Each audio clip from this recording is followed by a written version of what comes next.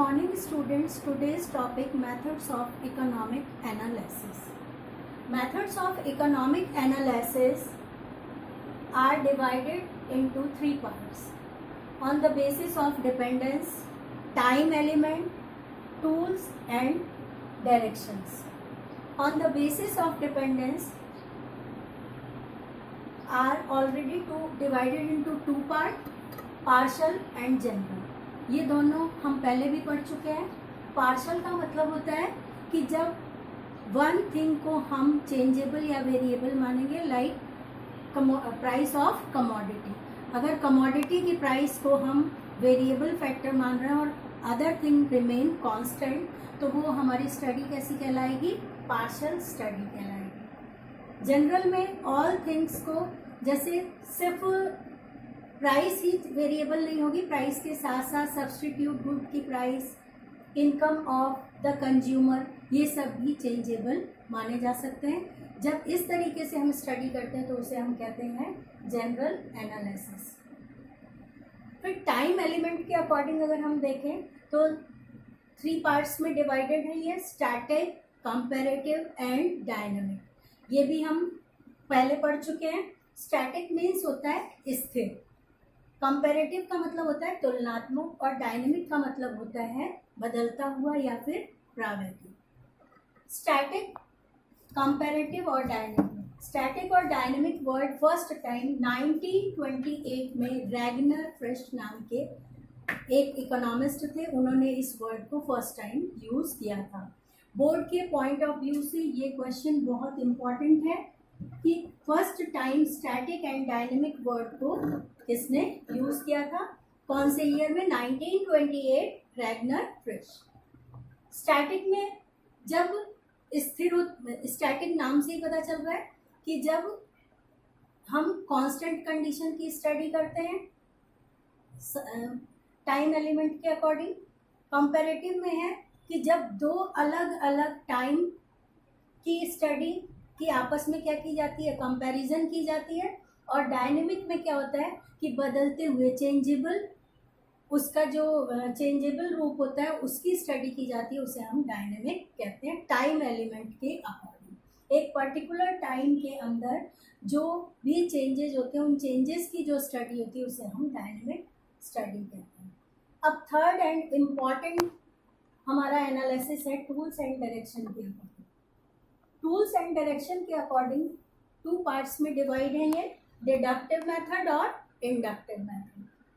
Deductive method के another name है, to another name है, हाइपोथेटिकल मेथड भी कहते हैं इसे हम. और नेक्स्ट हमारा है लॉजिकल मेथड. हाइपोथेटिकल मेथड और लॉजिकल मेथड, ये 1 मार्क के अकॉर्डिंग इंपॉर्टेंट क्वेश्चंस हैं. इन deductive method when generalization is done on basis of logic. जब हम लॉजिक के अकॉर्डिंग जनरलाइजेशन करते हैं तब उसे हम डिडक्टिव मेथड कहते हैं. Now I am explaining inductive method. Inductive method के अनदर नेम है experience based method and historical method.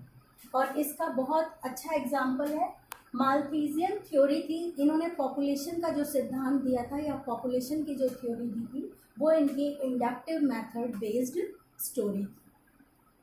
Deductive और इंडक्टिव मेथड इकोनॉमिक एनालिसिस में बहुत इम्पॉर्टेंट मेथड माने जाते हैं. इनमें एग्जाम्पल से जनरलाइजेशन किया जाता है और जनरलाइजेशन से एग्जाम्पल की तरफ जाते हैं. दोनों का अपना अपना इम्पॉर्टेंस है. माइक्रो इकोनॉमिक्स में और मैक्रो इकोनॉमिक्स में दोनों में इंडक्टिव और डिडक्टिव मेथड का अपना अपना इम्पॉर्टेंट प्लेस दिया गया है. Now I am explaining the next topic of this chapter, economics is science और art. In previous class 11th में हम इसे बहुत एक्सप्लेनेटिव वे में पढ़ चुके हैं कि इकोनॉमिक्स जो है वो साइंस है या आर्ट है. सबसे पहले हम साइंस का मीनिंग जानेंगे. साइंस हम किसे कहते हैं? Systematic body of knowledge. उसके अकॉर्डिंग अगर हम देखें तो इकोनॉमिक्स में सिस्टमैटिक बॉडी ऑफ नॉलेज ही दिखाई देती है. स्टेप बाय स्टेप इसमें हम स्टडी करते हैं. और आर्ट अगर हम देखें तो उस नॉलेज का जो इम्प्लीमेंटेशन होता है, जो भी हमारे पास सिस्टमैटिक नॉलेज है उसका इम्प्लीमेंटेशन जो होता है वो क्या कहलाता है, आर्ट कहलाता है। सबसे पहले हम ये देखेंगे साइंस जो होता है वो 2 टाइप का होता है, पॉजिटिव साइंस और नॉर्मेटिव साइंस।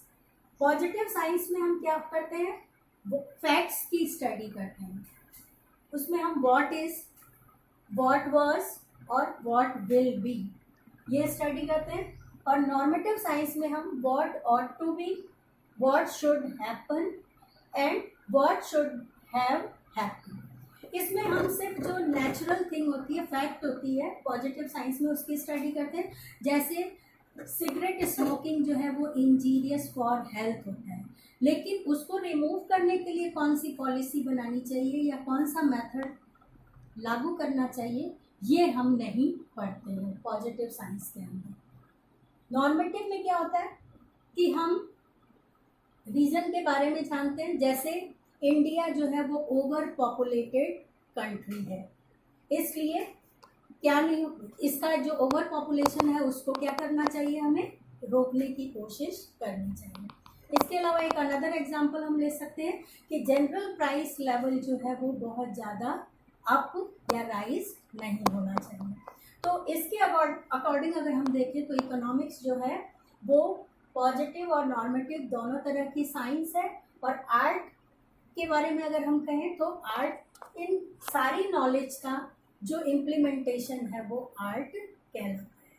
तो इस तरीके से आज हमने 2 टॉपिक कवर किए, economic and methods of economic analysis and second हमने पढ़ा इकोनॉमिक्स इज साइंस और आर्ट। That's all for